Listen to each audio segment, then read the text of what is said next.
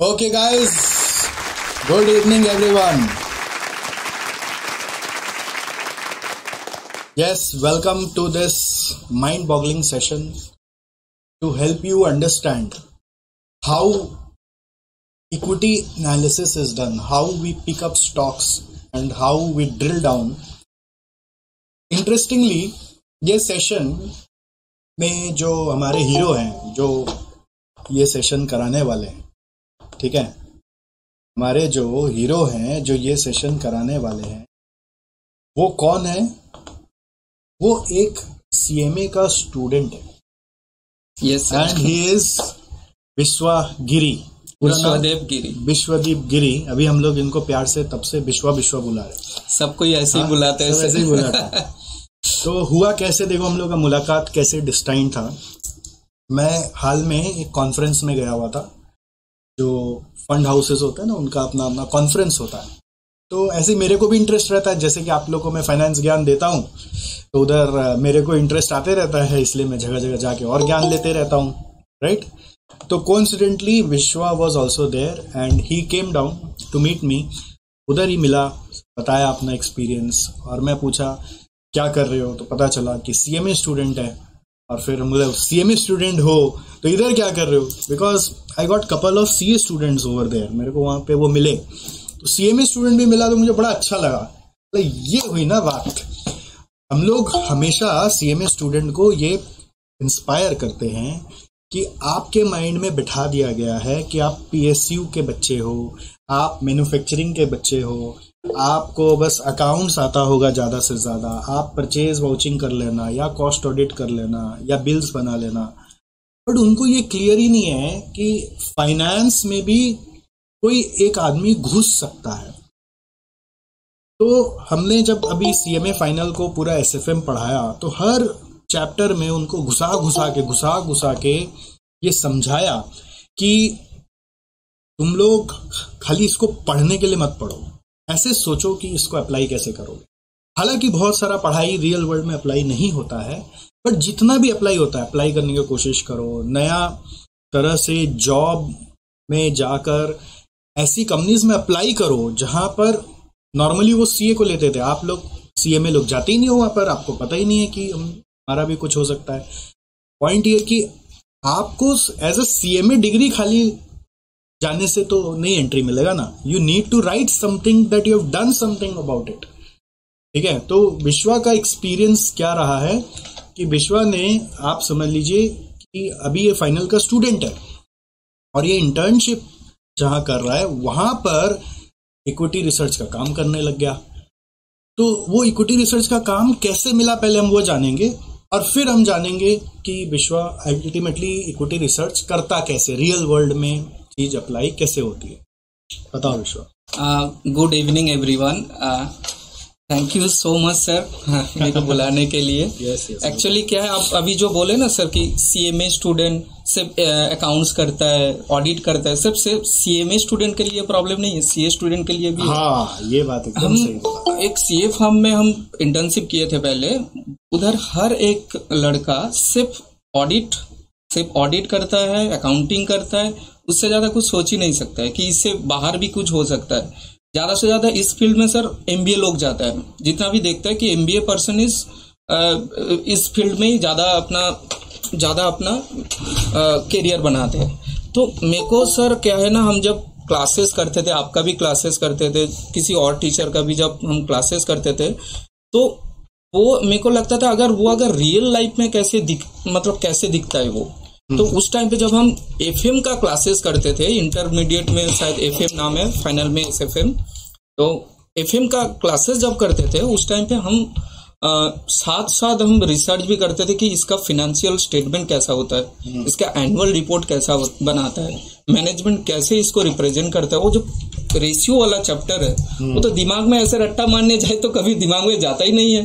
तो हम क्या किया कि उस चैप्टर को जब हम रिवाइज करते थे आफ्टर माय क्लासेस, तो हम रियलिटी में कंपनी का एनुअल रिपोर्ट में वो कैसे उसको प्रोजेक्ट किया जाता है, कैसे उसको इंटरप्रेट किया जाता है, उस टाइम पे हम अपना पढ़ाई रट्टा मारने के लिए वही हम करते थे।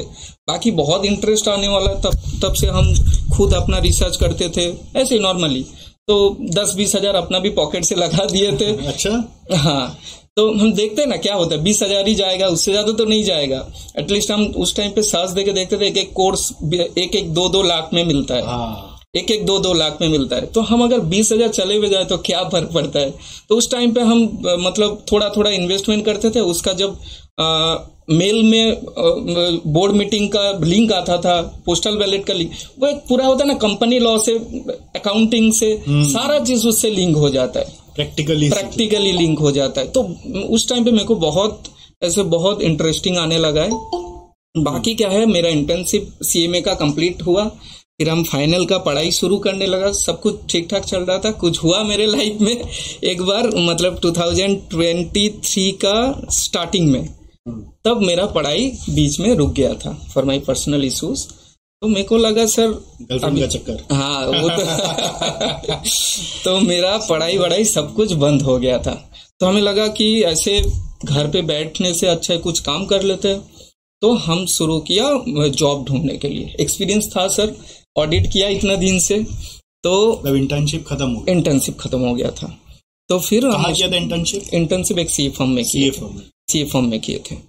फिर उसके बाद सर हम अप्लाई करने लगा। मेरा फर्स्ट अप्लाई सदगुरु ट्रेवल्स बोल के एक अफ्रीकन कंपनी है। हाँ, वो उसका सबसे बड़ा उधर चेन है, ट्रेवल एजेंसी का बिजनेस है। अच्छा। Internal audit assistant manager in internal auditor department में मेरे को जॉब मिला अफ्रीका में, साउथ अफ्रीका में। अच्छा। हम चले भी गए थे, अफ्रीका नहीं गए थे, मेरा ऑनबोर्डिंग हो रहा था पुणे में। तो उस टाइम पे मेरा फाइनल भी क्लियर नहीं था। तो हम जाके देखा कि 2 साल का बॉन्ड है। 2 साल का बॉन्ड मतलब 2 साल के बीच में नहीं आ सकते, एग्जाम भी नहीं दे सकते। पुणे में ऑनबोर्डिंग हो रहा था, मेरे को जाना था साउथ अफ्रीका। तो पहले उधर ट्रेनिंग वगैरह होता है, उसके बाद ऑनबोर्डिंग होता है, फिर वो लोग भेजता है। तो एक प्रोसेस था। तो हम आधा प्रोसेस में मेरे को लगा कि हम कुछ मतलब पैसे के लिए कुछ छोड़ है, और मेरा पैशन भी नहीं था ऑडिट में, मेरे को काम भी नहीं करना था कभी। तो फिर वो कैसे सदगुरु ट्रैवल्स में? वो एक्चुअली सर अभी जो जॉब ढूंढने के लिए सब ऐप होता है ना, naukri.com वगैरह, डायरेक्ट उससे ही मिला है मेरे को। और मेरा लाइफ का फर्स्ट इंटरव्यू था, वो भी मेरा क्रैक हो गया था उस टाइम पे। नेक्स्ट हम जब वो छोड़ के आ गया, फिर एक कंपनी में हम यहाँ, कंपनी नहीं सी फर्म ही था एक्चुअली, उसके अंदर बहुत सारा इन्वेस्टमेंट कंपनी भी है, वो मैनेज करता है। तो उधर हम जब सीवी बनाया था, एक्सपीरियंस के नीचे हॉबी लिखा रहता है। हॉबीज में हम लिखा था कि मेरा हॉबीज है शेयर मार्केट रिसर्च करना। तो उनको वो दिखा, वो बोला अरे मेरे इधर एक रिसर्च एनालिस्ट का दरकार है, तुम करोगे? हाँ। तो तुम अपना वाला कुछ आज कुछ देखा है मार्केट में, कुछ नहीं बताओ, आईटीसी का क्या भाव चल रहा है, क्या मार्केट कैप है। मेरे को पता था, हम थोड़ा बहुत बोल दिया। अच्छा। सर को अच्छा लग गया मेरे साथ बात करके, लड़का अपडेटेड है। तो सर मेरे को चांस दिया, जॉब ऑफर कर दिया। मेरा इंटर्नशिप नहीं है, मेरा जॉब ही अभी चल रहा है, आप बोल सकते हैं। ऐसा ही है। तो ऐसे ही हम इस फील्ड में आया।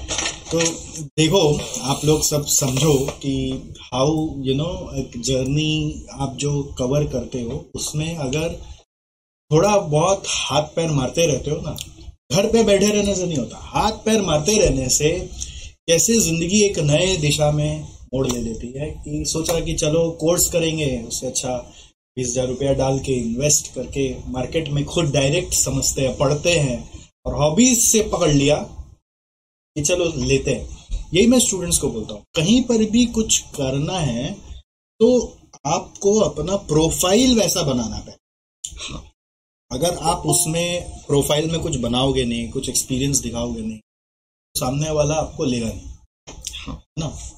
इन्वेस्टमेंट में भी क्या होता है, जैसे 2 तरह का मेरे नज़र में कंपनी होता है। एक जो खुद का इन्वेस्टमेंट मैनेज करता है, और दूसरा जो कंपनी होता है जो दूसरों का इन्वेस्टमेंट मैनेज करता है। तो होता है सबसे ज्यादा डिफिकल्ट है उस कंपनी में घुसना जहां पर खुद का इन्वेस्टमेंट वो लोग मैनेज करता है। अच्छा, क्यों बोलो? खुद का पैसा लगा हुआ है, तो उसमें क्या होता है ना, ट्रस्ट बहुत कम। हाँ, ट्रस्ट। हाँ, कि हर किसी को हम कैसे दे दें अपना पैसा, हार्ड एंड मनी, जुआ खेलने कैसे दे दें। खुद का पैसा पे ट्रस्ट वो लोग कम करते हैं। तो और पढ़ा लिखा चाहिए, और क्वालिफाइड चाहिए, और एक्सपीरियंस चाहिए। बट जहां पर ऐसा कंपनी है जो दूसरों का पैसा भी मैनेज करता है, तो आ जाओ, एक्सेप्शंस आर ऑलवेज देयर।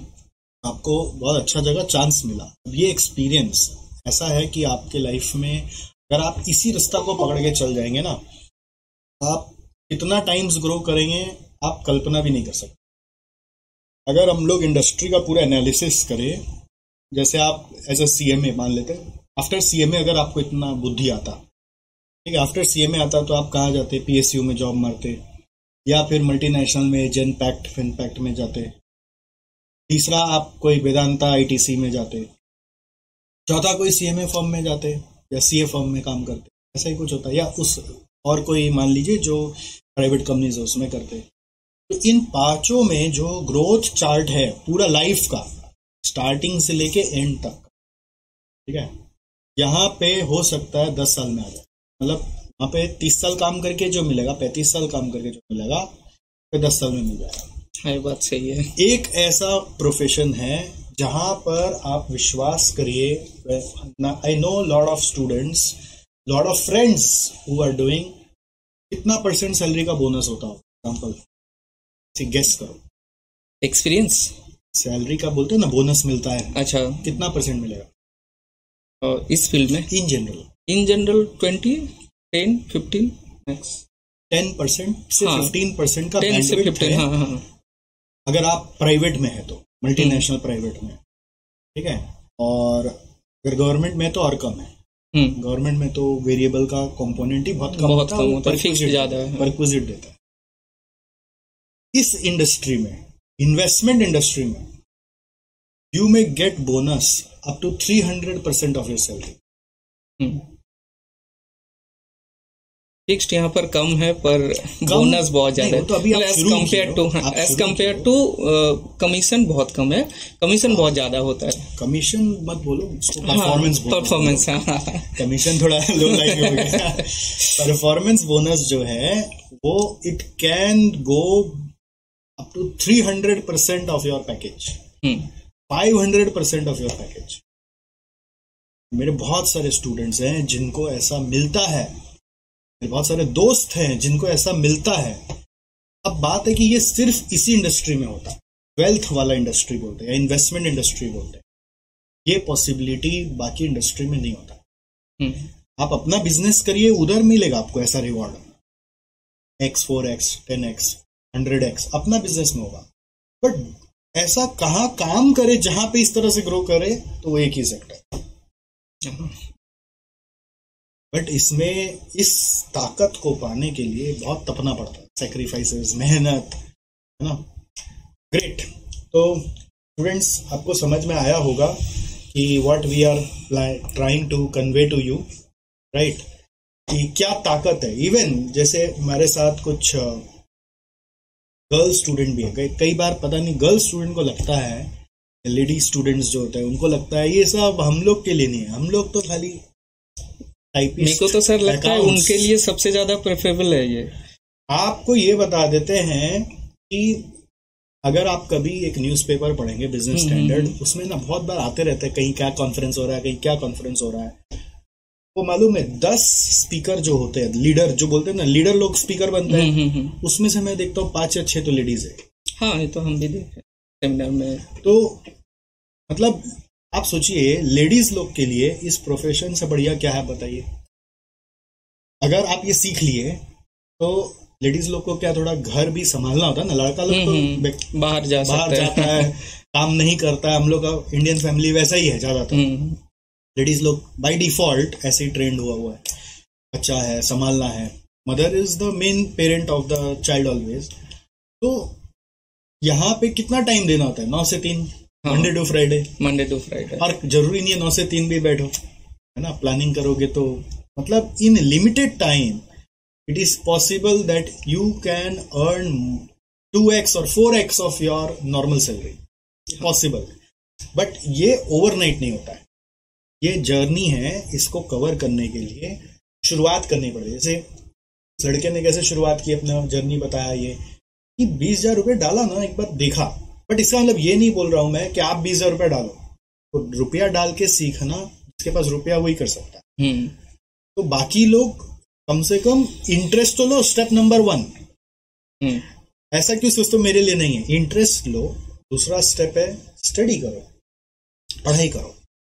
और कैसे पढ़ाई करते हो, मतलब आप इस अपडेट रखने के लिए अपने? सर बहुत सारा अभी चैनल है, जैसा कि जी बिजनेस बोल के एक न्यूज चैनल रहता है जो हर वक्त इस फील्ड के बारे में अपना न्यूज देता है। कोई एनालिस्ट वगैरह उधर है, बहुत फेमस है। वो लोग अपना थॉट्स, मार्केट का न्यूज शेयर करते हैं। फिर जर्नल्स है, बहुत सारा ऐप में आ गया। मनी कंट्रोल बोल के एक बहुत फेमस ऐप है, हम लोगों ने सबको सब्सक्राइब करा है, money control pro. Money control बहुत ज्यादा अच्छा है, हम खुद यूज करते हैं मनी कंट्रोल। उसके बाद बहुत सारा भी मार्केट में अवेलेबल है। न्यूज का देखिए मेन चीज है न्यूज अपडेट। अपने को हर टाइम अपडेट रहना पड़ेगा ईच एंड एवरी साइट में। जैसे कि पॉलिटिकल चीज में भी इंटरेस्ट आना चाहिए, सब सेक्टर में अपना इंटरेस्ट दिखाना पड़ेगा। और जितना भी मार्केट का अपडेटेड न्यूज है वो अपने को रखना पड़ेगा, तभी इस फील्ड में हो पाएगा। Very good, very nice. तो इसमें सारा चीज का जो गेम है ना, वो अपडेट का गेम। अपडेट का गेम है। आप अपडेटेड नहीं होना तो आपका हाथ से सिचुएशन निकल जाता। हाँ, निकल जाता। अपडेटेड हो तो आप प्रोएक्टिवली ग्रैब कर पाए।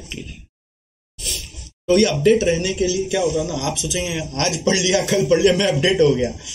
मैं आपको एक एक्सपीरियंस बताता हूँ। व्हेन आई स्टार्टेड, मैं ना SFM 2 साल पहले पूरा दिल लगा के पढ़ाना शुरू किया।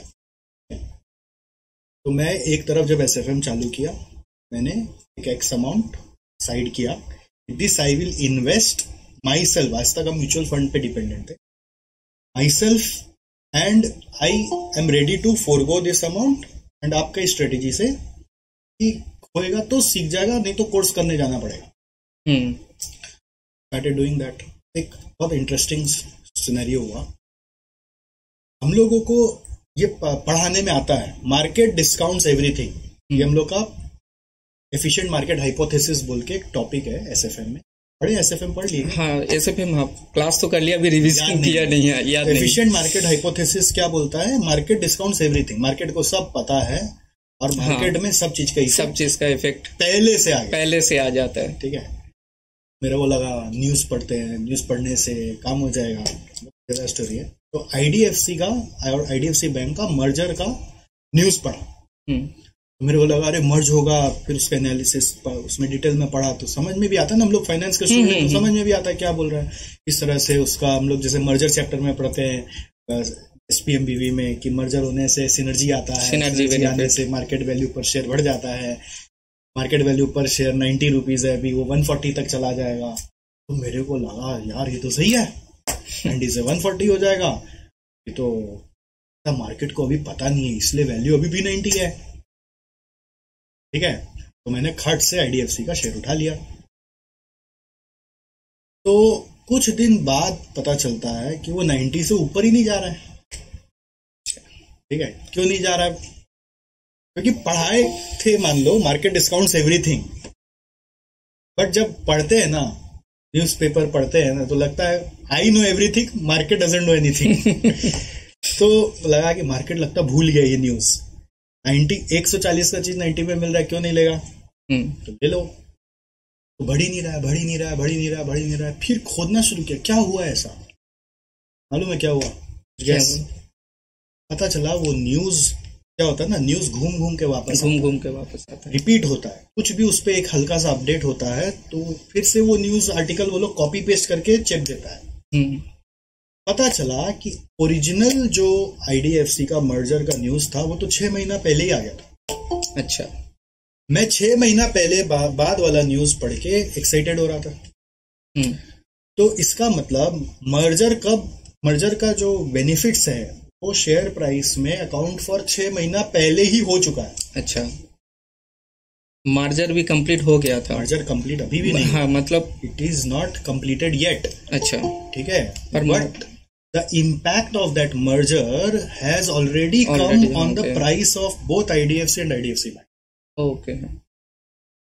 तो अब impact since आ चुका है, तो if I am buying now IDFC Bank, I may not be benefited. क्योंकि वो मर्ज जब होगा ना तो इतना ही मिलेगा आपको, 140 ही मिलेगा। 140 में।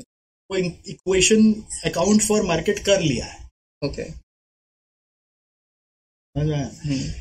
तो किसको इसका बेनिफिट मिला होगा? जो 6 महीना पहले जब फर्स्ट टाइम मर्जर अनाउंस हुआ उसके पहले जो खरीदा होगा, उसके 6 महीना पहले, तो उसको मर्जर का अनाउंसमेंट आने के पहले तक उसका बेनिफिट मिल गया। अच्छा।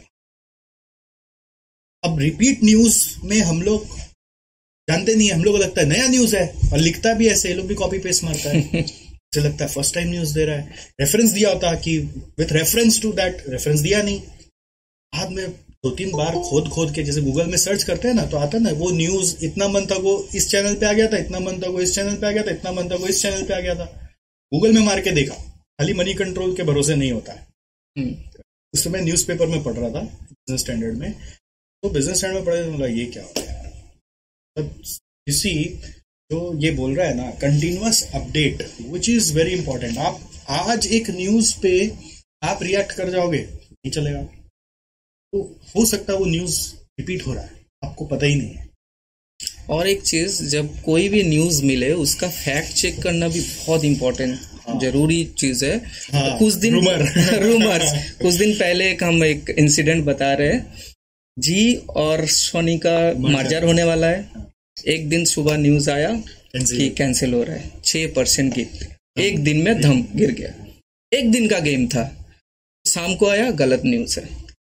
ये गजब होता है, न्यूज भी जब आता है ना फटाफट, ऐसे जी सोनी का आया, ऐसे भी आया वोडाफोन का बोल रहा है एलन मस्क उठा रहा है, वोडाफोन भाग गया दूर 20% भाग गया आदमी। लास्ट कुछ लोग तो वेट करता है ना, तो उसको बोलते हैं लैगार्ड।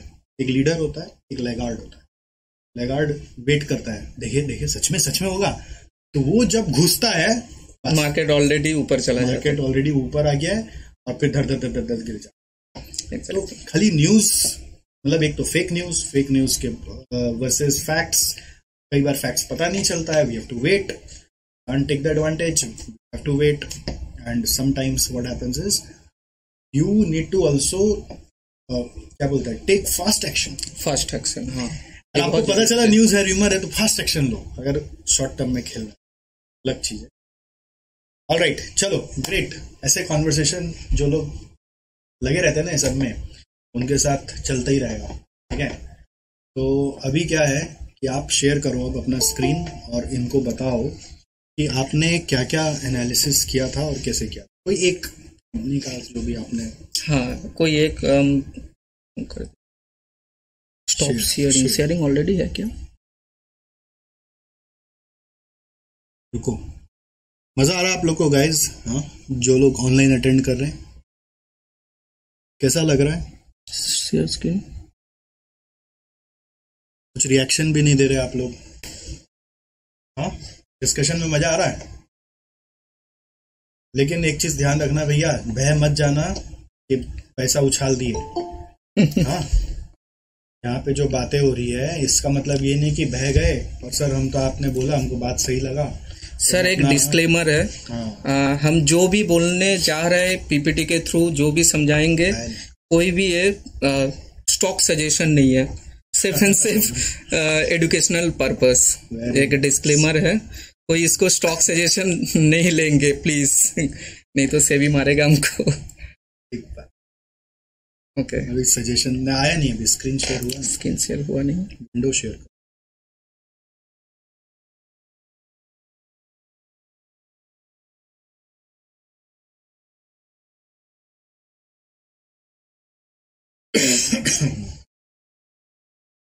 कॉमर्स वर्ल्ड नाम कैसे आया, पढ़ाते थे क्या पहले? नहीं सर, वैसे ही दे दिया। आप लोग इनका जो स्क्रीन शेयर हो रहा है ना उसको पिन कर सकते हैं, so that you can see what he is trying to say. थोड़ा जूम कर देंगे, रुको।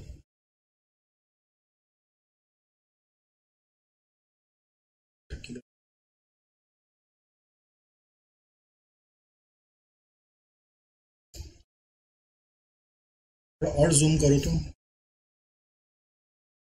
ज्यादा नहीं दिख ही नहीं रहा है।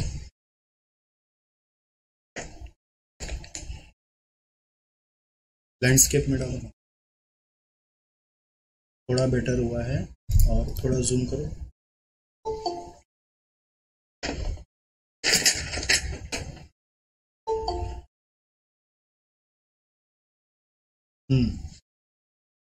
ऑलराइट, चलिए अब over to Vishwa. He will share some insights what he did. थोड़ा और जूम करना। हाँ, ओके।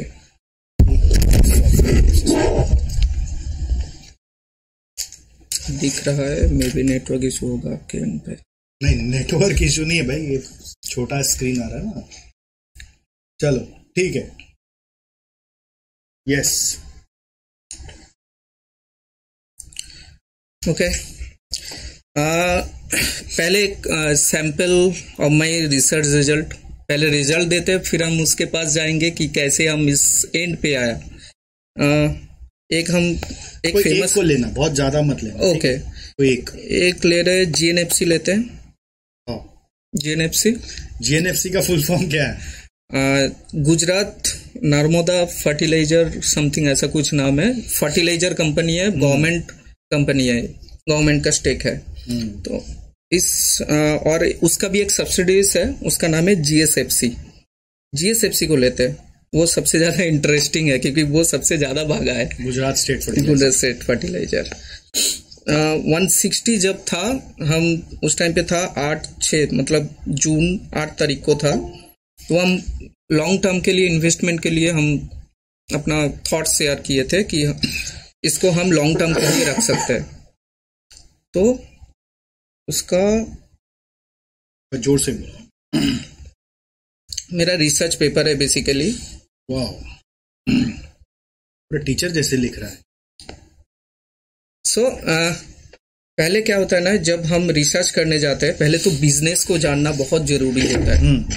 बिजनेस सेक्टर, ये दो चीज बहुत इंपॉर्टेंट चीज है। पहले हम क्या करते हैं सर, जो मेरा प्रोसेस है पहले वो समझा देते हैं, फिर अपना हम रिसर्च पेपर दिखाएंगे। प्रोसेस क्या है?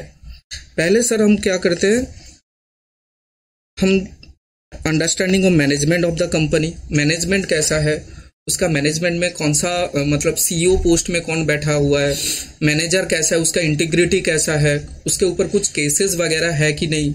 तो सारा चीज वो अपना वेबसाइट में डालता है या तो गूगल में मिल ही जाता है। तो पहले हम मैनेजमेंट का इंटीग्रिटी, उसका एजुकेशनल क्वालिफिकेशन भी बहुत इंपॉर्टेंट रोल प्ले करता है। पर गवर्नमेंट कंपनी में आईएएस वगैरह ही रहता है, तो उधर देखना मतलब जरूरत नहीं होता है। फिर समझना पड़ता है कि कंपनी कौन सा बिजनेस में है, वो बहुत इंपॉर्टेंट चीज है। कंपनी एक ऐसा बिजनेस में है, उसका ग्रोथ ही नहीं है, फ्यूचर का ग्रोथ ही नहीं है। जैसे प्लास्टिक का कंपनी, प्लास्टिक ऐसे ही कंपनी गवर्नमेंट बैन कर रहे हैं। अगर कोई प्लास्टिक का कंपनी है तो कितना ही उसका ग्रोथ आएगा, ज्यादा तो ग्रोथ आएगा नहीं। पर अगर एक फर्टिलाइजर कंपनी, अगर एक देश में अगर गवर्नमेंट ने ज्यादा से ज्यादा ध्यान दे रहे उसका किसान के ऊपर, जितना भी मतलब किसान लोगों का जितना भी ये देता है, गवर्नमेंट बैकिंग करता है, फंड बैकिंग करता है, तो उसके ऊपर ज्यादा ध्यान दे रहा है, इसका मतलब फर्टिलाइजर कंपनी को ही तो इनडायरेक्टली बेनिफिट मिलेगा। तो वो इसलिए कंपनी का बिजनेस और उसका मार्केट सेगमेंट, उसका जिस मार्केट में है वो समझना बहुत जरूरी होता है। नेक्स्ट होता है कंपनी का मार्केट शेयर कितना है, जिसका जितना शेयर उसका उतना ही सेल्स आता है, उसका उतना ही नेट प्रॉफिट आता है। तो इनडायरेक्टली देखा जाए कि एक बहुत इंपॉर्टेंट चीज है कि कंपनी का market share in this field कितना है। कैसे पता चलता है सर? उसका एनुअल रिपोर्ट में ही मिल जाता है, एनुअल रिपोर्ट में मिल जाता है, या तो गूगल सर्च करे तो उसमें से भी मिल जाता है।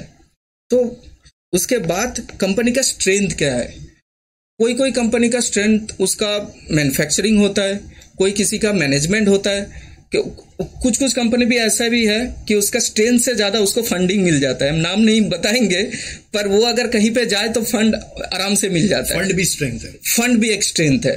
तो वो कंपनी का स्ट्रेंथ क्या है? जैसे कि कुछ एक ऐसा बिजनेस में हम है जहां पर फंड बहुत इंपॉर्टेंट रोल प्ले करता है। ताकि हम पोर्ट बिजनेस में है, बहुत सारा फंड चाहिए उस बिजनेस में जाने के लिए। तो फंड का फ्लो जिसका अच्छा है वही उसमें अपना रोल प्ले अच्छा करेगा। तो उसके लिए कंपनी का स्ट्रेंथ जानना बहुत जरूरी होता है। उसका तो मार्केट शेयर हम बता दिया। तो स्ट्रेंथ कैसे पता चलेगा? कंपनी का स्ट्रेंथ, उसका फाइनेंशियल स्टेटमेंट, उसका मैनेजमेंट डिसीजन, सारा चीज मिला के एक स्ट्रेंथ को रिप्रेजेंट करता है मेरे हिसाब से। और साथ में गवर्नमेंट का पॉलिसी एक बहुत इंपॉर्टेंट रोल प्ले करता है कि एक गवर्नमेंट पॉलिसी चेंज होने से कंपनी खत्म हो जाता है। तो गवर्नमेंट का पॉलिसी भी बहुत इंपॉर्टेंट चीज है। एक इनसाइट बताए सर, नेक्स्ट बजट आने वाला है, बजट में 2 चीज बहुत इंपॉर्टेंट होने वाला है, गवर्नमेंट ज्यादा ध्यान दे रहा है, एक तो फर्टिलाइजर और एक इंफ्रास्ट्रक्चर। तो इंफ्रास्ट्रक्चर और फर्टिलाइजर के बिजनेस में जो कंपनी है धड़ाधड़ बढ़ रहा है 2 दिन। पावर भी ना, पावर लास्ट बजट में था, इसीलिए पावर सबसे ज्यादा प्रॉफिट मतलब ग्रोथ, मार्केट ग्रोथ दिखा लास्ट ईयर बजट में। इस ईयर बजट में 2 चीज में सबसे ज्यादा ये लोग ध्यान दे रहे हैं, एक तो फर्टिलाइजर और एक कंस्ट्रक्शन। जो लास्ट एक निर्मला सीतारमन जी ने एक ये में बोला था कि 7.2 शायद इसका टारगेट है, 7.2 trillion economy, GDP economy target बनाया गवर्नमेंट ने। वो कैसे आएगा? वो एक इंफ्रास्ट्रक्चर से ही आता है मैक्सिमम। और इंफ्रास्ट्रक्चर में कौन कौन बिजनेस उसके साथ इंक्लूडेड है? एक तो स्टील जरूरी है, सीमेंट जरूरी है, कोई कंस्ट्रक्शन बिजनेस में है वो लोग जरूरी है। तो एक होता है ऐसा, मतलब एक गवर्नमेंट पॉलिसी सारा सेक्टर को रिप्रेजेंट करता है, तो वो समझना बहुत जरूरी होता है। कौन, हाँ, कंपनी का सप्लायर कौन होता है, कंपनी का कस्टमर कौन होता है। एक मैप माई इंडिया बोल के कंपनी है सर, मैप माई इंडिया, मैपेल बोल के एक गाड़ी में देता है वो लोग एक्चुअली। जिसके पास आईफोन आईपैड है, हाँ, उसका जो मैप है वो बनाता है मैप माई इंडिया, मैपेल बोल के समथिंग उसका ऐप का नाम है। अच्छा। प्रॉब्लम उस कंपनी का क्या है, हाँ, एक ही कस्टमर है एप्पल, वो गया तो कंपनी खत्म। तो इसीलिए सप्लायर कौन है, उसका रिसीवर कौन है, वो जानना भी बहुत जरूरी है। हम इसीलिए लिखा कि who is the supplier, who is the customer of this company. Very nice. तो बहुत जरूरी होता है ये भी एनालिसिस करना। एक कंपनी को समझने के लिए हर एक प्रोस्पेक्ट को जानना पड़ेगा, उसके इर्द गिर्द जो भी है। इवन एक एम्प्लॉय भी कंपनी का स्ट्रेंथ शो करता है। अच्छा। जैसे टीसीएस का स्ट्रेंथ क्या है? एम्प्लॉय है, इंजीनियर। अगर उसका एम्प्लॉय खराब तो टीसीएस खत्म। मैनेजमेंट का इंटीग्रिटी भी उसका रिप्रेजेंट करता है, जैसे टीसीएस टाटा कंपनी का रतन टाटा। तो हर एक चीज हम किसी को नजरअंदाज नहीं कर सकते। ईच एंड एवरी पॉइंट हम लोगों के लिए इंपॉर्टेंट होता है समझने के लिए कंपनी कैसा है और किस बिजनेस में है। ऐसे ही एक कंपनी को हम समझते हैं। नेक्स्ट स्टेप हम क्या करते हैं, analysis of annual report. Annual, हम सब मैक्सिमम स्टूडेंट यहाँ पर जितना जन है वो फाइनेंस फील्ड से है। तो एक एनुअल रिपोर्ट क्या होता है sir? Face of your company. Face मतलब कि कंपनी में क्या हो रहा है, वो एक समरी रिपोर्ट है। जैसे कि एक सन्ड्री क्रेडिटर, एक सन्ड्री डेटर, वो क्या रिप्रेजेंट कर रहा है? वो एक कंपनी का डेटर रिप्रेजेंट कर रहा है, मतलब एक डेटर बढ़ रहा है, लोन के अगेंस्ट में डेटर है, लोन बढ़ रहा है, बैलेंस शीट में डेटर भी बढ़ रहा है। क्या इसका मतलब क्या है? लोन लेके डेटर बढ़ाते जा रहे हैं। अगर डेटर डुबा दिया, पैसा नहीं दिया, तो इसका मतलब कंपनी डिफॉल्ट मतलब आईबीसी में केस चलाएगा, कंपनी डूब जाएगा। तो हर एक बैलेंस शीट का जो अमाउंट रहता है वो पूरा एकदम कंपनी का बिजनेस रिप्रेजेंट करता है। इसके लिए सेल्स तो रेवेन्यू देखना तो बहुत नॉर्मल चीज है, रेवेन्यू, उसके बाद उसका एक्सपेंसेस। कोई हम एक बार देखते हैं कि रेवेन्यू 20% बढ़ा है, ठीक है, पर उसका एक्सपेंसेस 30% रेशियो में बढ़ गया, तो क्या बिजनेस किया? 20% रेवेन्यू बढ़ा है पर 30% आप एक्सपेंसेस बढ़ा दिया, तो आपका ग्रोथ कहां पर हुआ? प्रॉफिट भी देखना, तो उसका इम्पैक्ट तो नेट प्रॉफिट में आ जाता है। कोई कंपनियां रेवेन्यू बढ़ाते जा रहे हैं पर उसका एक्सपेंसेस उतना मतलब परसेंटेज में बढ़ जा रहा है कि वो नेट प्रॉफिट कम होते जा रहा है। और नेट प्रॉफिट कम होगा मतलब बुक वैल्यू, मतलब कंपनी का जो मेन वैल्यू वो भी कम होता है। और वो जितना कम होता है इसका मार्केट उतना ही डिस्काउंटेड करते रहते हैं उसको। एक कंपनी है आरती सफोकेंट, वो मेरा एनालिसिस में था। जब मेरे को एनालिसिस करने दिया था, आरती सफोकेंट एक टाइम पे जब लिस्टेड हुआ, उस पर हम एक ऑन एन एवरेज नंबर ले रहे हैं, 200 से 1200 तक गया था। अच्छा, 1200 से फिर गिरते गिरते गिरते आज के टाइम पे 600 to 700 के बीच में घूम रहा है। क्यों घूम रहा है? जब कंपनी जब नया आया था, एक्चुअली आरती सफाकेंट का बिजनेस है, जो मेकअप का प्रोडक्ट होता है वो केमिकल बनाता है। तो जब नया कंपनी आया था, कंपनी का मैनेजर जो था उसका नाम इंटीग्रिटी बहुत अच्छा था, और नया जब बिजनेस सेट कर रहे तो उसका इन्वेस्टमेंट भी बहुत अच्छा था। तो कंपनी मार्केट 200 का शेयर 1200 में वैल्यूएशन दिया है। जब उसका बिजनेस नहीं बढ़ा, जब उसका रेवेन्यू नहीं बढ़ा, उसका नेट प्रॉफिट नहीं बढ़ा, क्वार्टर वाइज जब रिजल्ट आ रहा है वो शो कर रहे हैं कि उसका नेट प्रॉफिट नहीं बढ़ रहा है, उसका रेवेन्यू एकदम फ्लैट चल रहा है, तो मार्केट उसको डिस्काउंटेड करके 600 में ला दिया। तो इसीलिए एनुअल रिपोर्ट समझना बहुत जरूरी होता है। एनुअल रिपोर्ट में हम पहले प्रॉफिट चेक करते हैं, टैक्सेस चेक करते हैं, बैलेंस शीट का हर एक जितना भी डेटर्स, क्रेडिटर्स, रिजर्व सब कुछ चेक करते हैं। लॉन्ग टर्म लोन ग्रोथ देखते हैं, लॉन्ग टर्म लोन कितना ये लोग ग्रो कर रहे हैं। लोन दो तरह का होता है, एक शॉर्ट टर्म लोन, एक लॉन्ग टर्म लोन। सबसे डेंजरस होता है कौन? Short term loan. Short term loan अगर कोई ज्यादा ले रहा है, इसका मतलब मैनेजमेंट खराब है, वो लोग संभाल नहीं पा रहे, वर्किंग कैपिटल उसका खराब हो जाएगा अगर बैंक वाला अगर वो लोग के ऊपर चार्ज करेगा। तो एक नेक्स्ट स्टेप एक देखते हैं हम, एसेट्स कितना ग्रो हो रहा है। एसेट्स ग्रोथ देखना भी बहुत जरूरी होता है। एसेट्स एक पिलर है एक कंपनी का, वो पिलर ही नहीं है कभी भी गिर सकता है। कोई कुछ दिन हम ऐसा भी हम देखे, एक बड़ा मतलब एक बिग शार्क कस्टमर चला गया, कंपनी का पूरा हालत खराब हो जाता है। तो अब कौन सपोर्ट करता है? एसेट साइड सपोर्ट करता है। तो एसेट्स ग्रोथ देखना भी बहुत जरूरी चीज होता है। फिर current assets versus current liabilities, वो भी हम चेक करते हैं हर एक चीज को। कैश फ्लो स्टेटमेंट भी बहुत इंपॉर्टेंट चीज होता है। कैश फ्लो स्टेटमेंट में 3 सेगमेंट रहता है, ऑपरेटिंग, इन्वेस्टिंग और फाइनेंस। वो एक बहुत महत्वपूर्ण चीज होता है कि अगर कैश फ्लो से खराब है, कंस्ट्रक्शन कंपनी के लिए क्या चीज सबसे इंपॉर्टेंट है? कैश फ्लो उसका खराब है, कंपनी बर्बाद है, आप जितना भी प्रॉफिट करो। क्यों?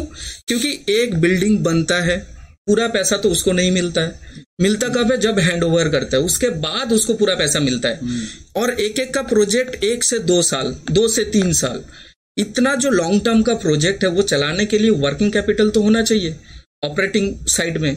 तो वो अगर किसी का खराब है तो कभी भी बिजनेस गिर सकता है, कभी भी उसका। जैसे कि जीएसटी जब आया था नया, तब तो पूरा सेल्स डाउन हो गया था कंस्ट्रक्शन कंपनी, कितना सारा छोटा छोटा कंस्ट्रक्शन कंपनी बंद हो गया उस टाइम पे, due to working capital, bad working capital management. तो all this point is important. तो एनुअल रिपोर्ट का जो बैलेंस शीट पार्ट है, जो पीएनएल पार्ट है, उसका भी नोट्स टू अकाउंट्स रहता है, और ऑडिटर्स जो ऑडिट रिपोर्ट जो रहता है, तो हर एक चीज को थॉरो स्टडी करना, उसका ट्रेंड देखना, सेल्स का ट्रेंड, क्वार्टर वाइज रिजल्ट, उसका रेवेन्यू ट्रेंड, उसका रेवेन्यू में कितना ग्रो आ रहा है, परसेंटेज वाइज, अमाउंट वाइज नहीं, परसेंटेज वाइज अगर देखेंगे तभी पता चलेगा कि ये बाद में स्टॉक कितना ग्रो कर सकता है। हम अमाउंट में बहुत ज्यादा देख रहे हैं, जैसे एचडीएफसी बैंक का जो रिजल्ट आया 2 दिन पहले, मार्केट उससे तो प्रॉफिट तो था, अच्छा खासा उसका प्रॉफिट था, वो गिरा क्यों? क्योंकि उसका ग्रोथ परसेंटेज कम था। ग्रोथ परसेंटेज अगर कम होता है तो अच्छा चीज नहीं है। एचडीएफसी जैसा कंपनी एक ऐसा लेवल पे चला गया कि लोगों को रेवेन्यू ग्रोथ करना बहुत मुश्किल है। एचडीएफसी हर घर में, हर ऑफिस में एचडीएफसी है। हाँ, तो इसको अभी ग्रो कैसे करें? ग्रो करना, इसीलिए हम एचडीएफसी छोड़ के आईडीएफसी ज्यादा हम प्रेफर करते हैं क्योंकि एचडीएफसी ऑलरेडी बढ़ चुका है। एचडीएफसी एक ऐसा शेयर है लाइक एफडी, जब डिस्काउंट पे मिले ले लो। एचडीएफसी का फंडा ऐसा है। तो रेवेन्यू ग्रोथ ये बहुत इंपॉर्टेंट चीज है, रेवेन्यू ग्रोथ। फिर हम ऑडिटर का रिपोर्ट चेक करते हैं। ऑडिटर का रिपोर्ट में हम इस जगह थोड़ा क्वालिफाइड ओपिनियन, ये तो अच्छा ही आता है हर चीज में। हाँ, एक चीज हम लोग देख सकते हैं, सर कहाँ से ऑडिट करता है। हाँ, चिंदी पिंदी है। हाँ, बिग फोर है। चिंदी फिंदी कोई नहीं है। बिग फोर भी उल्टा पुल्टा करता है। बिग फोर भी उल्टा पुल्टा करता है, पर एक होता है ना जनरल प्रोस्पेक्ट की एक कंपनी अगर इतना सेल्स दिखा रहा है तो वो अफोर्ड कर सकता है बिग फोर को।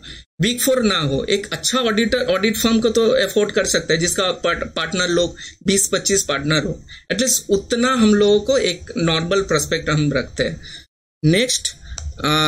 नेक्स्ट और जो इम्पोर्टेंट चीज है, हम एक कंपनी, हम अभी नाम नहीं याद आ रहा है, वो जब हम उसका सारा चीज चेक कर रहे थे, उसका मैनेजमेंट में चेयरमैन के पास कोई शेयर नहीं है, 0 होल्डिंग, उसको देता है 20,000 रुपीज फीस, चेयरमैन को मिलता है 20,000 रुपीज फीस, और जो एग्जीक्यूटिव डायरेक्टर है उसको मिलता है 1.5 CR।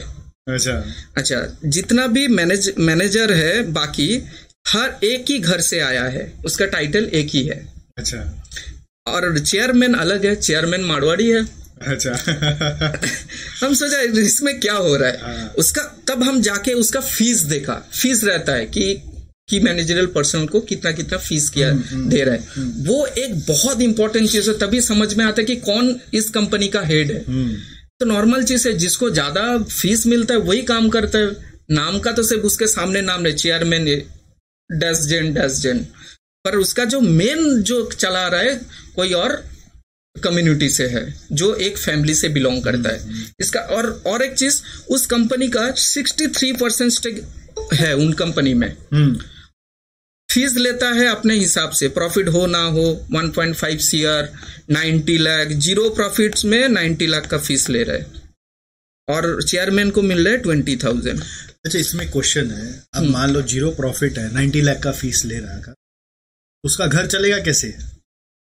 कंपनी का घर चलेगा, जो मैनेजमेंट है, मान लो वो तो अपना लाइफ स्टाइल चलाना है ना, तो 90 लाख रुपीस अगर लेता है तो गलत क्या है? रिजर्व होना चाहिए, लोन लेके नहीं ले। नहीं, एक्चुअली क्या है, हम लोग ऐसा समझते हैं कि मैनेजर जो रहता है, जो मैनेजमेंट में रहता है, इवन इसका 60% जहां स्टेक है, अगर स्टेक ना रहता हम आपका बात हम मान लेते, जहां पर मेरा 63% स्टेक है, इसका मतलब लगभग पूरा कंपनी मेरा ही है।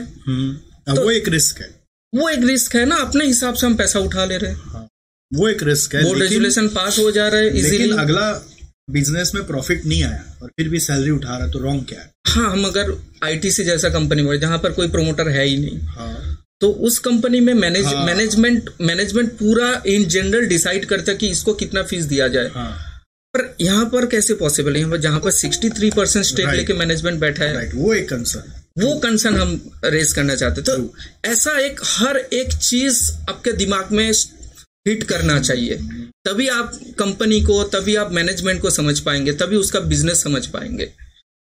नेक्स्ट क्या होता है, एनुअल रिपोर्ट में और एक चीज इंपॉर्टेंट रहता है, न्यू प्रोजेक्ट इन प्रोसेस क्या है। पकड़ लीजिए कोई कंस्ट्रक्शन बिजनेस है, अभी इस साल में 2 करोड़ सेल है, पर इसका प्रोजेक्ट में 50 करोड़ का अभी भी काम चल रहा है।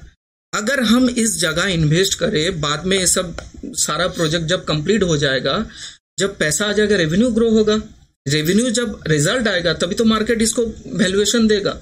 तो इसीलिए एनुअल रिपोर्ट का एक जगह बहुत इंपॉर्टेंट चीज होता है कि न्यू प्रोजेक्ट इन प्रोसेस क्या है, और मैनेजर जो है, जो कंपनी का मैनेजमेंट है, वो पूरा डाल देते हैं अच्छे से एनुअल रिपोर्ट में। तो ये वाला इंपॉर्टेंट सेगमेंट है जो हमको स्टडी करना बहुत इंपॉर्टेंट है।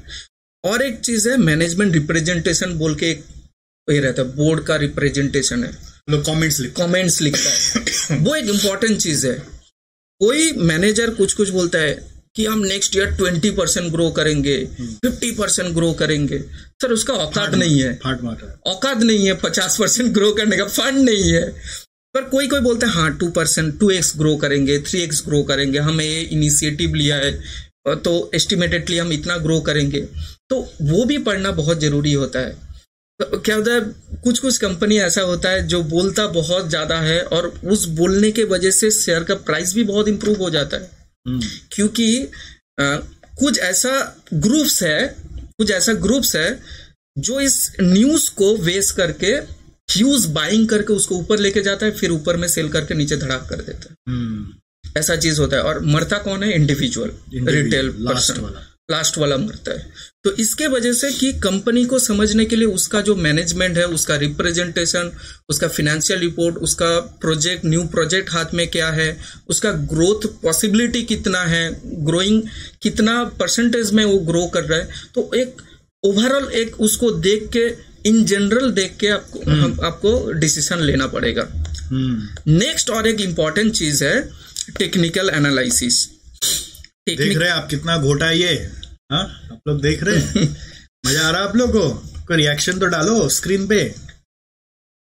हाँ, कितना घोट घोट के आया है। इस तरह का नॉलेज का डिमांड है इंडस्ट्री में। खाली बैठ के क्लास करते हो, माथा में कुछ जाता नहीं है। ये क्या पढ़ाई को अप्लाई करना है, और किस तरह से अप्लाई हो रहा है। आप देखो किस तरह से रिलेट, को रिलेट, ये रिलेट, वो रिलेट, क्या जबरदस्त चल रहा है। मतलब ऐसा लग रहा है कि और 1 घंटा चले तो कोई दिक्कत नहीं है ना। ओके, नेक्स्ट स्टेप जो इम्पोर्टेंट चीज है टेक्निकल एनालिसिस।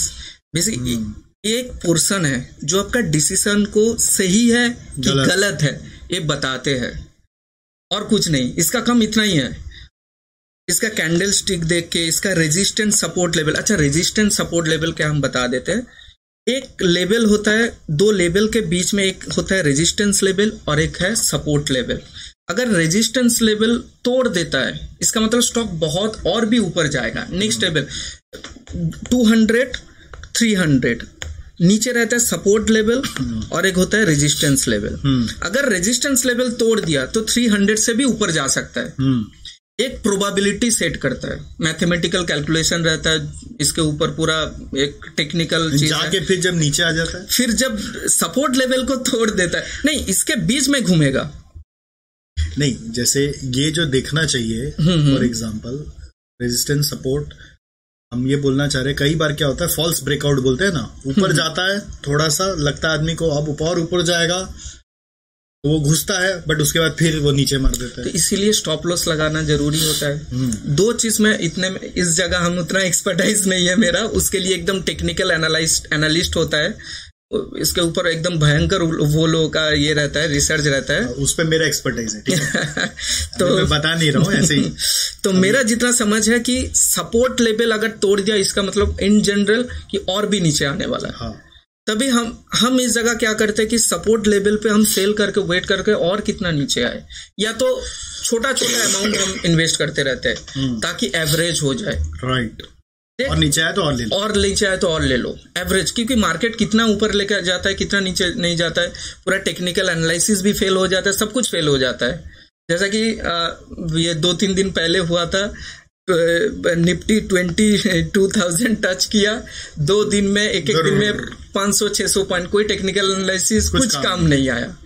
तो एक प्रोबेबिलिटी है मेरे हिसाब से टेक्निकल एनालिसिस कि आपका जो थॉट्स है वो एक सपोर्ट देता है मेरे हिसाब से। अच्छा, अभी सर अच्छे से बोल पाएगा। टेक्निकल एनालिसिस का एक गुरु है, मैं नहीं, एक सच में एक गुरु है, ठीक है। वो पहले हमारे यहाँ पे पढ़ाते थे टेक्निकल एनालिसिस, उनका एक कोर्स होता था। मैं अभी कोइंसिडेंटली जब आपसे बात हुआ ना, अचानक से भगवान क्या क्या चाहता, देखो तुमको और हमको मिलाना, भगवान मिला है। हम लोग तो मालूम नहीं था एक दूसरे को मिलेंगे। वैसे ही एक और मेरे जो पुराने टीचर थे जो पढ़ाते थे टेक्निकल एनालिसिस, 2018-19 में हम लोग बैच ऑर्गेनाइज किए थे उनका, तो अचानक उनका भी मैसेज आ गया, कैन वी रीस्टार्ट। तो मैं आपको मिलाऊंगा टेक्निकल एनालिसिस का एक दिग्गज से, उनका भी एक सेशन ऐसे कराऊंगा अगर आपको इंटरेस्ट है तो।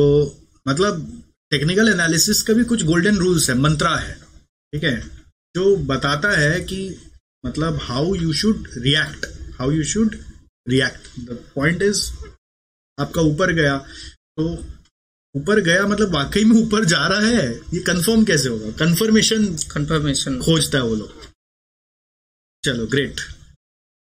हाँ, उसका प्राइस परफॉर्मेंस भी बहुत जरूरी चीज है। एक कुछ होता है, एक साल में 20, 30, 50% अगर इंक्रीज कर गया तो उसका प्रोबेबिलिटी और ज्यादा जाने का क्या दरकार है। बाकी सर आप तो बोले उनके लिए टेक्निकल एनालिस्ट को बुलाएंगे, तो इस जगह हम ज्यादा नहीं बोलते। नेक्स्ट जाते हैं कि chasing of market opportunity for entry on this particular stock. Market का ट्रेंड अभी क्या चल रहा है सर? नेक्स्ट डे क्या है सर? मंडे राम मंदिर का इनॉग्रेशन है, तो इसका एक इन जनरल मार्केट में पॉजिटिविटी है। मार्केट जो पॉजिटिव रहता है सर, मार्केट तब ऊपर जाता है। मार्केट, एक न्यूज आता है इससे, चाइना से न्यूज आता है कि कोविड का कोई सिम्टम्स आया, तो सब डर जाते हैं। एक दिन में सर्किट लगा था, सारा स्टॉक में सर्किट लगा था, लोअर सर्किट लगा था। नेक्स्ट ऐसा भी आता है, ऐसा भी कुछ दिन गया कि गवर्नमेंट का बहुत अच्छा पॉलिसी आया, जिसके वजह से जो वोट का रिजल्ट, इलेक्शन रिजल्ट, जो लास्ट इलेक्शन रिजल्ट था, 2-3 दिन में मार्केट बहुत अच्छा ऊपर गया था। तो ये जो मार्केट का अपॉर्चुनिटी, एक माहौल होता है, वो एक बहुत इंपॉर्टेंट रोल प्ले करता है कि कब आपको स्टॉक में एंटर होना है, किस जगह पे एंटर होना है। तो इसीलिए chasing of market opportunity for entry in on this particular stock, every dip in overall market gives us an opportunity to buy this share. हर एक डिप खराब नहीं होता है। लोग क्या करते हैं, डर के मारे शेयर सेल कर देता है। मेरा कोई दोस्त ऐसा देखे, अरे 20% नीचे मेरा पोर्टफोलियो, 30% नीचे, एक साल बैठा हुआ है, कुछ नहीं हो रहा है, सेल कर दिया सर। 6 महीने में उसका 4 टाइम्स 5 टाइम्स बढ़ गया था। तो अभी बैठ के सोच रहे हम क्या कर दिया। तो इसीलिए डिप्स में सेल नहीं करना है, डिप्स में बाई करना है। उतना मार्जिन लेके बैठना है, पूरा पैसा मार्केट में नहीं लगा के बैठना है। तो अपॉर्चुनिटी के लिए वेट करना है कि कब हमको लेना है इस शेयर। कोई अच्छा बोल दिया, जाके खरीद लिया, ये खराब चीज है। ताकि हो सकता है जरा टाटा मोटर्स सर 80 रुपीज था 2020 में। उसमें मैनेजमेंट, उसका जो मैनेजर चेंज हुआ, फिर मार्केट में हम देखा उसका मॉडल, बहुत अच्छा मॉडल निकाल रहे। पहले एकदम कैसा मॉडल था, अभी एकदम भयंकर अच्छा मॉडल, और पूरा इंडिया मार्केट में फर्स्ट इलेक्ट्रिक कंपनी वही लेके आया। तो उस जगह मेरे को लगा था एक कंपनी एक टाइम आएगा जो बहुत इंप्रूव करेगा। तब कंपनी लॉसेस में था, तब कंपनी लॉस कर रहा था, सिर्फ एक ही उसका सपोर्ट था, जेलर से वो कमा रहा था। तो अभी अब देखिए 800 850 उसका प्राइस है, अभी 80 रुपए का शेयर। कोई इमेजिन कर सकता है उसको कि इतना 3 साल में। तो ऐसा ही होता है कि कंपनी का शेयर, टाटा का गाड़ी लिया है, अच्छा, जिस दिन गाड़ी लिया मैं टाटा का शेयर उठा लिया। मतलब 10% ऑफ गाड़ी अमाउंट का वो डबल हो गया, 400 में लिया था उस समय। अच्छा, ओके। तो समटाइम्स कभी क्या होता है, कुछ शेयर इतना मतलब थॉरली नहीं पढ़ेंगे, हम बता दे रहे हैं। कभी क्या होता है, कुछ शेयर में 30-40% प्रॉफिट दिखा रहे हैं, वो बुक करना भी जरूरी होता है। अगर कंपनी में ग्रोथ नहीं दिख रहा है इन फ्यूचर, अगर कंपनी में अपॉर्चुनिटी है ग्रो करने का, अभी भी आपका 40-50% या 100% भी प्रॉफिट दिखा दे, तभी भी वेट करना चाहिए। क्योंकि हम कुछ स्टॉक ऐसा देखे हैं जो एक कंपनी है एलॉयड समथिंग नाम है, एलॉयड मेटल्स, वो 1200-1300% इंक्रीज हुआ है। 60-70 रुपए का शेयर था, कितना 400-450 तक गया है। तो इन बिटवीन बहुत सारा ऐसा इन्वेस्टर है जो से बुक करके अपना प्रॉफिट बुक करके शांत हो गया। ये कुछ दिन पहले का ये इसका देखिए, IRFC का शेयर 38 रुपीज था, वो आज के दिन में बंद हुआ 156 रुपीज में। तो इन बिटवीन बहुत सारा ऐसा इन्वेस्टर है जो बेच के निकल गया, फिर भी 50% 60% इंक्रीज। मालूम नहीं होता ना IRFC क्या कर रहा है, क्यों कर रहा है। तो इसीलिए सर मेरे हिसाब से कंपनी का ग्रोथ देखना बहुत जरूरी होता है कि कितना ग्रो कर रहे हैं और अपॉर्चुनिटी क्या है। गवर्नमेंट का भी बजट में बहुत सारा पॉलिसीज आ रहे हैं जो रेलवे सेक्टर को सपोर्ट करेगा। तो एक ये वाला जो न्यूज है यही मार्केट को ऊपर लेके जा रहा है, यही इस शेयर को ऊपर लेके जा रहा है। तो हर एक अपॉर्चुनिटी को आपको यूज करना होगा स्टॉक में इन्वेस्ट करने के लिए, एंटर होने के लिए।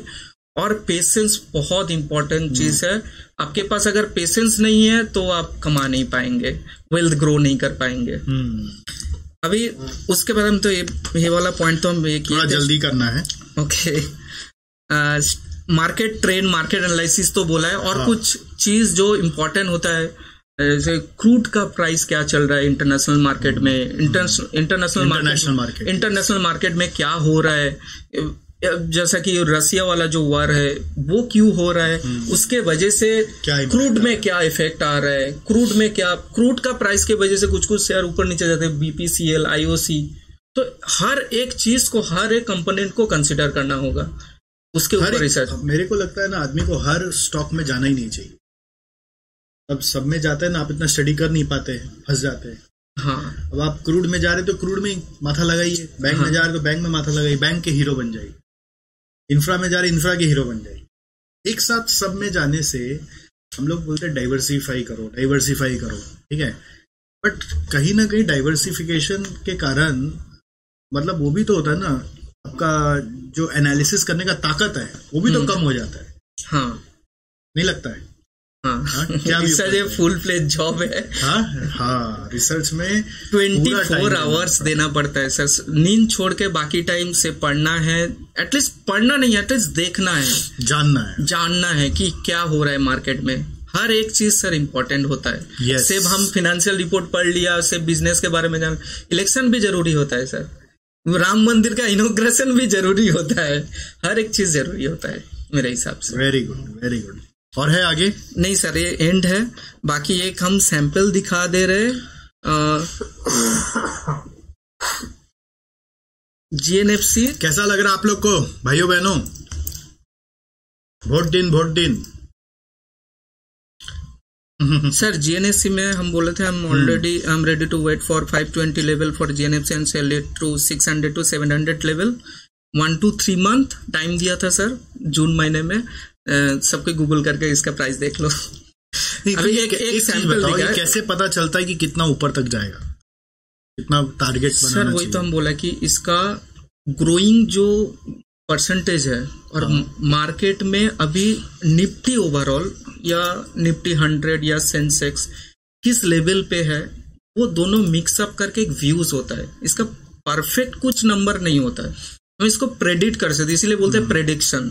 तो ये 600 होगा कि 1000 होगा, ये 1000 क्यों? वो एक टेक्निकल एनालिसिस होता है, वो ऐप में पूरा दिखाता है कि इसका सपोर्ट लेवल क्या है, इसका रेजिस्टेंस लेवल क्या है, वो तो अगर कितना ग्रो कर रहा है। अगर उसका पुराना वो है, मतलब हाई है तो मिलेगा। अगर कोई ऑल टाइम हाई जा रहा है, ऑल टाइम हाई जैसे कि IRFC ऑल टाइम हाई जा रहा है, हम उसका कितना तक जाएगा वो तो नहीं बता सकते, वो नहीं पॉसिबिलिटी नहीं है। पर ये हो सकता है कि कभी इतना तक गया था, तो इतना तक जाने का तो पॉसिबिलिटी है ही। वो उसमें पता चलता है, उसमें पता चलता है। जो ऑल टाइम हाई चल रहा है उधर कैसे टारगेट सेट करें? उसका फाइनेंशियल ग्रो, मेरे एंड से फाइनेंशियल ग्रोइंग, उसका अपॉर्चुनिटी देख के इतना ही प्रेडिक्ट कर सकता है। मतलब वो एक फिगर बोलो, जैसे 20%, 30%, कैसे, मतलब एक बेंचमार्क उसका अगर क्वार्टर वाइज अगर 10-20% अगर ग्रो कर रहा है, मेरे हिसाब से मार्केट उसका डबल ही देता है। मार्केट हर चीज में डबल देता है, मार्केट हर चीज में डबल देता है, तो प्राइस उसका 30-40% हम प्रेडिक्ट कर सकते हैं कि इतना तो जाएगा ही, उससे भी ज्यादा दे सकता है। जैसे कि जिसका नाम हम बताए वो और भी ज्यादा देगा। वो तो मेरा एक लेवल था 700, आप देखिए 700 ऑलरेडी तोड़ दिया। Very good, very good.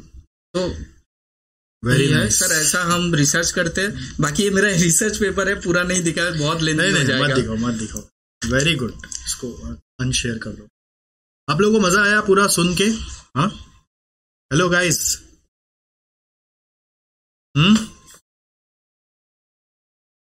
ये वीडियो हम लोग का YouTube में भी जाएगा, तो शेयर कर देना बाद में, फ्यूचर में जब YouTube में जाए। हाँ, कुछ क्वेश्चन है आपको, 1-2 पूछना है, 1-2 जन से क्वेश्चन ले सकते हैं। हैंड रेज करो। सिद्धार्थ सांघवी, कैमरा ऑन करके पूछो।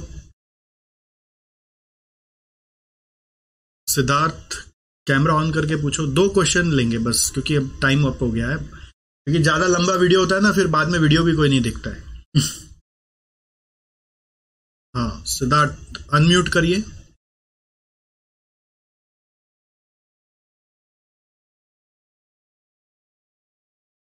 देखो तो आप हटा सकते हो क्या? रुको 1 मिनट। नहीं, यहाँ पे पार्टिसिपेंट में जाओ।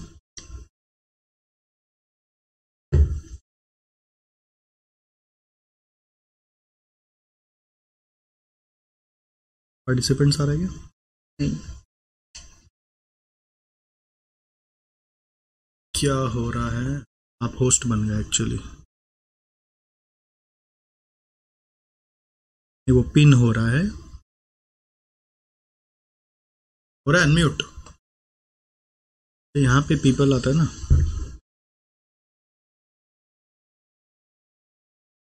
पीपल किधर आ रहा है? नहीं है, पोस्ट कंट्रोल।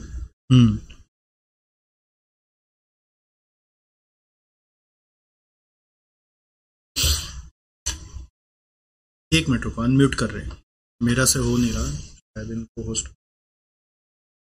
भाई बेस्ट कोर्स कुछ नहीं है, आपको अपने से पढ़ना है, फालतू सवाल मत पूछिए। कोई बेस्ट कोर्स एसजीसी लेके आएगा।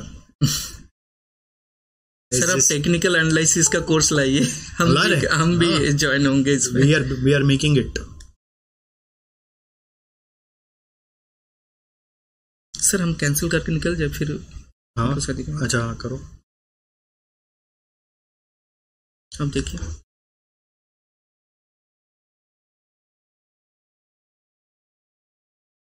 क्या हो रहा है, हम आपको अनम्यूट क्यों नहीं कर पा रहे? अच्छा आप काम करो, चैट में पूछ लो यार। उस सपोर्ट और रेजिस्टेंस कहाँ शो करेगा चार्ट पे? वो टेक्निकल एनालिसिस की पढ़ाई में होगा। पेनी स्टॉक में इन्वेस्ट करना वर्थ है? कभी कभी हम ऐसा भी शेयर देखे जैसा कि सुजलन पेनी था पर अभी रहा नहीं। जब पेनी था तब एक इंसिडेंट हुआ था, मैनेजमेंट चेंज हुआ था, टाटा पावर का एग्जिस्टिंग मैनेजर आके स्विट्जरलैंड में एंटर हुआ था। तब मेरे को लगा था अगर मैनेजमेंट सुधर रहे तो कंपनी बहुत ऊपर जाएगा। अभी देख लो, तो पेनी स्टॉक इन्वेस्ट करने से पहले और भी ज्यादा कॉशियस होना पड़ेगा। उसके लिए उसका कंपनी का ग्रोथ देखना बहुत जरूरी होता है। पर ऐसा भी हम देखे जो पेनी स्टॉक है, जिस कंपनी का कुछ औकात नहीं है फिर भी ऊपर जा रहा है, बहुत ऊपर गया, 200-300% ऊपर गया, तो पूरा गेम चलता है अंदर।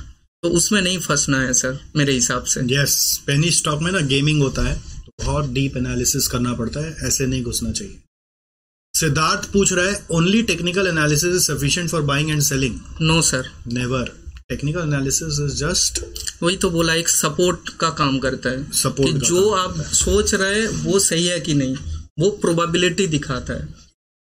अच्छा एक चीज लास्ट, एक बस, हम लोग अब ज्यादा क्वेश्चन नहीं लेंगे, आप खाली एक चीज बताइए, अगर इनको शुरू करना है, हाउ टू स्टार्ट? स्टडी। क्या स्टडी? सर जी बिजनेस बोल के एक चैनल है, हाँ। वो हम लोग डेली बेसिस में एटलीस्ट 1-2 घंटा देख सकते हैं 9:15 से। अब क्लासेस में आ रहे तो हेडफोन लगा के सुनते सुनते आ जाओ, या तो मनी कंट्रोल में फेसबुक स्क्रॉल करने से अच्छा वो स्क्रॉल कर लो। हाँ, या वेरी गुड।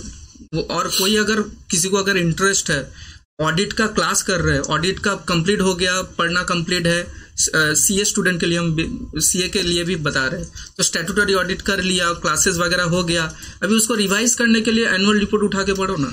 हाँ देखो, खुद ऑडिट करके देखो, रियल वर्ल्ड ऑडिट किसी भी कंपनी का। मेरे हिसाब से ऐसे ही इंटरेस्ट। बहुत अच्छा लगा विश्वा, तुमसे बात करके दिल बाग हो गया। आई थिंक आप लोगों को भी बहुत बेनिफिट आया ही होगा, मन अच्छा लगा होगा, आपको समझ में आया होगा कि नॉलेज कहाँ तक लेके जाना है। और ये एक चीज बता दूं, विश्वा is just a starter. Exactly, अभी कुछ भी नहीं है, मतलब जब आप नॉलेजेबल लोगों से मिलोगे ना, उनकी बातें समझोगे, सुनोगे, मतलब बाप रे बाप, अभी ये भी जस्ट स्टार्ट के एक स्टूडेंट आपके तरह, अभी सीएमए फाइनल स्टूडेंट हूँ मैं। ठीक है, तो मतलब सबको ऐसा सोच रहा है विश्वास और विश्वास। हाँ, नहीं मैं कोई सर्वर नहीं हूँ। चलो ग्रेट, चलो we all enjoyed. I hope आप ऐसे पार्टिसिपेट करते रहे, है ना, हमारा ग्रो योर फाइनेंस ज्ञान सीरीज देखते रहे, और भी ऐसे कुछ फ्यूचर में और दिग्गज से मिलना होगा, और भी कोई ऐसे जानकार स्टूडेंट से मिलना होगा, तो मैं उनको रिक्वेस्ट करके आप लोग के लिए लाता रहूंगा और आपको 2 सीढ़ी और चढ़ाता रहूंगा। Thank you so much, welcome, everyone. Welcome. Thank you, welcome. Thank you. Bye bye. Bye guys. See you. Bye.